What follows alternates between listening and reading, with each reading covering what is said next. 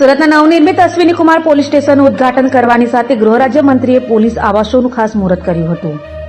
નાયબ મુખ્યમંત્રી હર્ષ સંઘવીની હાજરીમાં સુરતમાં વિવિધ 2 કાર્યક્રમોમાં યોજાયા હતા, જેમાં વરાછા ખાતે આવેલ નવનિર્મિત અશ્વિની કુમાર પોલીસ સ્ટેશનનું નાયબ મુખ્યમંત્રી હર્ષ સંઘવીએ ઉદ્ઘાટન કર્યું હતું. તો સાથે ઇકોસેલમાં થયેલી ફરિયાદમાં કબજે કરાયેલ 4 કરોડના હીરા 13 તુજકો અર્પણ કાર્યક્રમ હેઠળ નાયબ મુખ્યમંત્રીના હસ્તે વેપારીને પરત કરાયા હતા. સાથે 35,000થી વધુ મોબાઈલ પણ મૂળ માલિકોને પરત કરાતા ગુજરાતના તમામ પોલીસ જવાનોને અભિનંદન આપ્યા હતા અને ત્યારબાદ અઠવાલાઇન સ્થિત પોલીસ કોમ્યુનિટી હોલ ખાતેથી વિવિધ કેટેગરી પ્રમાણે આવાસોનું મુહૂર્ત કરાયું હતું. ભેસ્તાન ખાતે બનનાર પોલીસ આવાસ કે જેમાં કક્ષા B 160 કોન્સ્ટેબલથી ASI માટે બનનાર હોય તો અમરોલી ખાતે B20 કે જેમાં પણ કોન્સ્ટેબલથી લઈ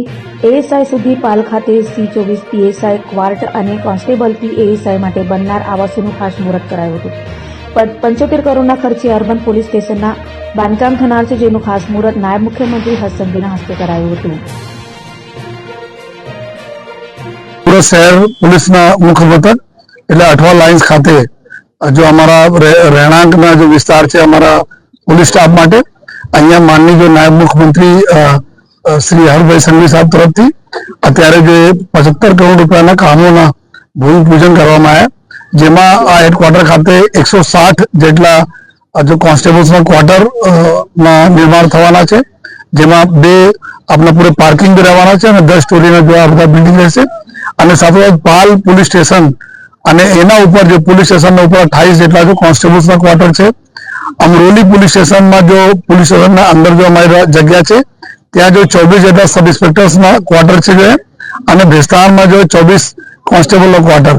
એટલા બધા મળીને 224 જેટલા ક્વાર્ટર્સના પોલીસ સ્ટાફ માટે જો 75 કરોડ રૂપિયાના ખર્ચથી જો બાંધકામ શરૂ થવાના છે અને આવનાર લગભગ 1.5 થી 2 વર્ષના અલગ અલગ સમયગાળામાં આ સંપૂર્ણ કામગીરી પૂર્ણ થવાના છે. તો એના જ માનનીય નાયબ મુખ્યમંત્રી સાહેબ તરફથી એના ભૂમિપૂજન કરવામાં આવે અને આવનાર દિવસોમાં પણ જો જે રીતે અત્યારે